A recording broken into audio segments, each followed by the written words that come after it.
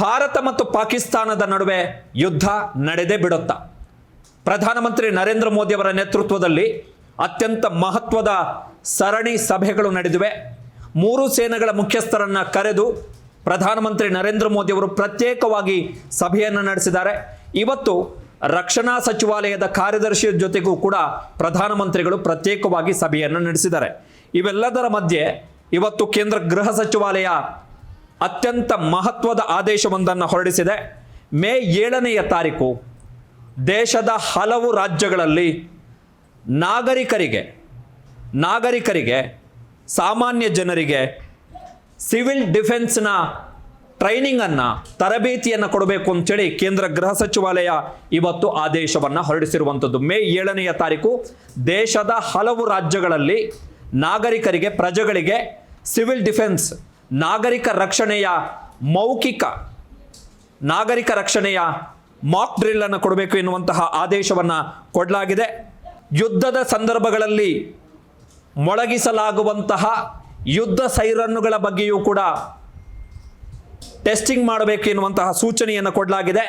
ಅಂದರೆ ಯುದ್ಧದ ಸಂದರ್ಭದಲ್ಲಿ ಒಂದು ವೇಳೆ ಯುದ್ಧ ಘಟಿಸಿದರೆ ಅಂತಹ ಸಂದರ್ಭದಲ್ಲಿ ಯುದ್ಧ ಸೈರನ್ನುಗಳನ್ನು ಮೊಳಗಿಸಿದಂತಹ ಸಂದರ್ಭದಲ್ಲಿ ಅದಕ್ಕೆ ನಾಗರಿಕರ ಸ್ಪಂದನೆ ಮತ್ತು ಅದು ಎಷ್ಟರ ಮಟ್ಟಿಗೆ ನಾಗರಿಕರಿಗೆ ತನ್ನ ಪ್ರಜೆಗಳಿಗೆ ತಲುಪುತ್ತೆ ಎನ್ನುವುದರ ಬಗ್ಗೆ ಟೆಸ್ಟ್ ಮಾಡುವುದಕ್ಕೋಸ್ಕರ ಮೇ 7ನೇ ತಾರೀಕು ಏರ್ ರೈಡ್ ವಾರ್ನಿಂಗ್ ಸೈರನ್ಸ್ ಅಂದರೆ ವೈಮಾನಿಕ ದಾಳಿಯ ಸಂದರ್ಭದಲ್ಲಿ ಎಚ್ಚರಿಕೆಯ ರೂಪದಲ್ಲಿ ಹೊರಡಿಸಲಾಗುವಂತಹ ಸೈರನ್ಗಳ ಟೆಸ್ಟಿಂಗ್ ಮಾಡುವಂತೆಯೂ ಕೂಡ ಕೇಂದ್ರ ಗೃಹ ಸಚಿವಾಲಯ ಆದೇಶವನ್ನು ಕೊಟ್ಟಿದೆ.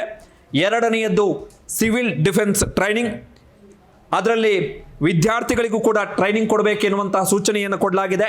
ಸ್ವಯಂ ಪ್ರೇರಿತರಾಗಿ ಯುದ್ಧದ ಸಂದರ್ಭಗಳಲ್ಲಿ ಯಾರೆಲ್ಲ ತಮ್ಮ ಸೇವೆಯನ್ನು ಸಲ್ಲಿಸಲಿಕ್ಕೆ ಸ್ವಯಂ ಪ್ರೇರಿತರಾಗಿದ್ದಾರೋ ಕಮ್ಯುನಿಟಿ ವಾಲಂಟಿಯರ್ಸ್ ಅವರಿಗೂ ಕೂಡ ಟ್ರೈನಿಂಗ್ ಅನ್ನು ಕೊಡಬೇಕು ಎನ್ನುವಂತಹ ಸೂಚನೆಯನ್ನು ಕೊಡಲಾಗಿದೆ. ವಿಶೇಷವಾಗಿ ಏರ್ ರೈಡ್ಸ್ ವೈಮಾನಿಕ ದಾಳಿಗಳು ಮತ್ತು ಕ್ಷಿಪಣಿ ದಾಳಿಗಳ ಸಂದರ್ಭಗಳಲ್ಲಿ ವಿದ್ಯಾರ್ಥಿಗಳಿಗೆ ಮತ್ತು ಸಮುದಾಯ ಗುಂಪಾಗಿ ಸಂಘಟನೆಯ ರೂಪದಲ್ಲಿರ್ತಕ್ಕಂತಹ ವಾಲಂಟಿಯರ್ಸ್ ಯಾರಿದ್ದಾರೆ ಅವರು ಯಾವ ರೀತಿ ರಿಯಾಕ್ಟ್ ಮಾಡಬೇಕು, ಅವರು ಯಾವ ರೀತಿ ಸರ್ಕಾರದ ಜೊತೆಗೆ ಸ್ಪಂದನೆಯನ್ನು ಮಾಡಬೇಕು, ಅದಕ್ಕೆ ಸಂಬಂಧಪಟ್ಟ ಹಾಗೆ ಕೂಡ ಟ್ರೈನಿಂಗ್ ಅನ್ನು ಕೊಡಬೇಕು ಅಂತೇಳಿ ಸೂಚನೆಯನ್ನು ಕೊಡಲಾಗಿದೆ. ಮೂರನೆಯ very important crash blackout measures ಅಂತೇಳಿ, ಅಂದರೆ ಯುದ್ಧದ ಸಂದರ್ಭದಲ್ಲಿ ಇನ್ ಕೇಸ್ ವಿದ್ಯುತ್ ಇಲ್ಲದ ಹೊತ್ತಲ್ಲಿ ಹೇಗೆ ನಾವು ಅದಕ್ಕೆ ಸ್ಪಂದನೆಯನ್ನು ಕೊಡಬೇಕು. ಫಾರ್ ಎಕ್ಸಾಂಪಲ್, ನಮ್ಮ ಎನಿಮಿ ಸ್ಟೇಟ್ ಅಂದರೆ ನಮ್ಮ ಶತ್ರು ರಾಷ್ಟ್ರ ನಮ್ಮ ಮೇಲೆ ದಾಳಿ ಮಾಡಬಹುದು ಎನ್ನುವಂತಹ ಸುಳಿವು ಸಿಕ್ಕಂತಹ ಸಂದರ್ಭದಲ್ಲಿ ಆ ದಾಳಿಯಿಂದ ಗುರಿಗಳನ್ನು ತಪ್ಪಿಸುವುದಕ್ಕೆ ಯಾವುದಾದ್ರೂ ಒಂದು ಸಿಟಿಯ ಮೇಲೆ ಟಾರ್ಗೆಟ್ ಮಾಡ್ತಾರೆ ಅಂತ ಹೇಳಿದ್ರೆ ಆ ನಗರದಲ್ಲಿ ಒಂದು ಅರ್ಧ ಗಂಟೆನೋ ಮುಕ್ಕಾಲು ಗಂಟೆನೋ ಸಂಪೂರ್ಣವಾಗಿ ಕರೆಂಟ್ ತೆಗೆಯಲಾಗುತ್ತೆ. ಅಂತಹ ಸಂದರ್ಭದಲ್ಲಿ ಅಲ್ಲಿನ ನಾಗರಿಕರು ಯಾವ ರೀತಿ ಸ್ಪಂದನೆಯನ್ನು ಮಾಡಬೇಕು ಎನ್ನುವುದರ ಬಗ್ಗೆಯೂ ಕೂಡ ಟ್ರೈನಿಂಗ್ ಅನ್ನು ಕೊಡಬೇಕು ಅಂತೇಳಿ ಸೂಚನೆಯನ್ನು ಕೊಡಲಾಗಿದೆ. ಜೊತೆಗೆ ನಾಲ್ಕನೆಯ ಪ್ರಮುಖ ಅಂಶ ಏನು ಅಂತ ಹೇಳಿದ್ರೆ, ಹೇಗೆ ಕೆಲವೊಂದಿಷ್ಟು ಮೂಲಭೂತ ಸೌಕರ್ಯ ವ್ಯವಸ್ಥೆಗಳನ್ನು ನಾವು ನಮ್ಮ ಶತ್ರುಗಳ ಟಾರ್ಗೆಟ್ನಿಂದ ಅವುಗಳನ್ನು ಹೇಗೆ ಕಣ್ತಪ್ಪಿಸಬಹುದು ಎನ್ನುವುದರ ಬಗ್ಗೆಯೂ ಕೂಡ ಟ್ರೈನಿಂಗ್ ಕೊಡುವಂತೆ ಸೂಚನೆಯನ್ನು ಕೊಡಲಾಗಿದೆ. ಐದನೆಯ ವೆರಿ ಇಂಪಾರ್ಟೆಂಟ್ ಅಂಶ ಏನು ಅಂತ ಹೇಳಿದ್ರೆ, ಯುದ್ಧದ ಸಂದರ್ಭದಲ್ಲಿ ಜನರ ಸ್ಥಳಾಂತರಕ್ಕೆ ಯಾವ ರೀತಿ ಕ್ರಮಗಳನ್ನು ಕೈಗೊಳ್ಳಬಹುದು ಎನ್ನುವುದರ ಬಗ್ಗೆಯೂ ಕೂಡ ತರಬೇತಿಯನ್ನು ಕೊಡಬೇಕು ಎನ್ನುವಂತಹ ಸೂಚನೆಯನ್ನು ಕೇಂದ್ರ ಗೃಹ ಸಚಿವಾಲಯ ಕೊಟ್ಟಿದೆ. So very important. ಈಗಾಗಲೇ ಕೇಂದ್ರ ಸರ್ಕಾರ ಪಂಜಾಬ್ನಲ್ಲಿ ಬ್ಲ್ಯಾಕ್ಔಟ್ ಮೆಜರ್ಸ್ ಏನಿದೆ, ಅಂದರೆ ಅರ್ಧ ಗಂಟೆ ಕರೆಂಟ್ ತೆಗೆಯಲಾಗಿತ್ತು ಪಂಜಾಬ್ನ ಕಂಟೋನ್ಮೆಂಟ್ ಏರಿಯಾದಲ್ಲಿ 9 ಗಂಟೆಯಿಂದ 9:30 ರಾತ್ರಿ.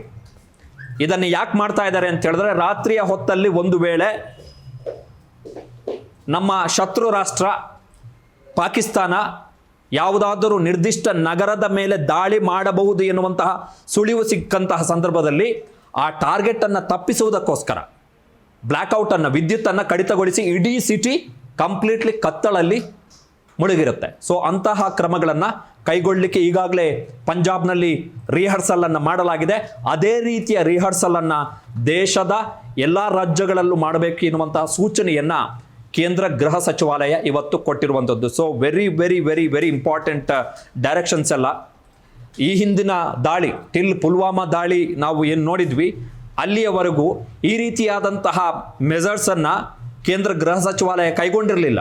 ಬಟ್ ಈಗ ಸದ್ಯ ಎರಡು ರಾಷ್ಟ್ರಗಳು, ಭಾರತ ಮತ್ತು ಪಾಕಿಸ್ತಾನದ ನಡುವಿನ ಸಂಘರ್ಷ ಎಲ್ಲಿಗೆ ಬಂದಿದೆ ಅಂತ ಹೇಳಿದ್ರೆ, ಯುದ್ಧ ಇವತ್ತಲ್ಲ ನಾಳೆ ಆಗೇ ಬಿಡುತ್ತೆ ಎನ್ನುವಷ್ಟರ ಮಟ್ಟಿಗೆ ಸಂಘರ್ಷ ಬಂದು ನಿಂತಿರುವಂಥದ್ದು. ಹೀಗಾಗಿ ಕೇಂದ್ರ ಸರ್ಕಾರ ಆ ಯುದ್ಧದಿಂದ ಒಂದು ವೇಳೆ ನಮ್ಮ ಶತ್ರು ರಾಷ್ಟ್ರ, ಎನಿಮಿ ಸ್ಟೇಟ್ ನಮ್ಮ ಮೇಲೆ ದಾಳಿ ಮಾಡುವಂತಹ ಸಂದರ್ಭದಲ್ಲಿ ನಾವು ಯಾವ ರೀತಿ ನಮ್ಮ ನಾಗರಿಕರನ್ನು, ಈ ದೇಶದ ಪ್ರಜೆಗಳನ್ನು, ಜನಸಾಮಾನ್ಯರನ್ನು ರಕ್ಷಣೆ ಮಾಡಬೇಕು, ಯಾವ ರೀತಿ ಸ್ಪಂದನೆಯನ್ನು ಮಾಡಬೇಕು. ಯಾಕಂತ ಹೇಳಿದ್ರೆ ಕ್ಷಿಪಣಿ ದಾಳಿಗಳು ಅಥವಾ ವೈಮಾನಿಕ ದಾಳಿಗಳಾದಂತಹ ಸಂದರ್ಭದಲ್ಲಿ ಅದಕ್ಕೆ ಅದರ ಅನುಭವ ಇಲ್ಲದೆ ಹೋದರೆ ಅದರ ಬಗ್ಗೆ ನಮಗೆ ಮಾಹಿತಿ, ಇಮಿಡಿಯೇಟ್ ಪ್ಯಾನಿಕ್ ಆಗಿಬಿಡುತ್ತೆ. ಸೊ ಆ ಪ್ಯಾನಿಕ್, ಆ ಆತಂಕವನ್ನು ದೂರ ಮಾಡುವ ಸಲುವಾಗಿ ಈಗ ಟ್ರೈನಿಂಗನ್ನು ಕೊಡಲಿಕ್ಕೆ, ಮಾಕ್ ಡ್ರಿಲ್ಲನ್ನು ಮಾಡಲಿಕ್ಕೆ ಮೇ 7ನೇ ತಾರೀಕು ಸೂಚನೆಯನ್ನು ಕೊಡಲಾಗಿದೆ.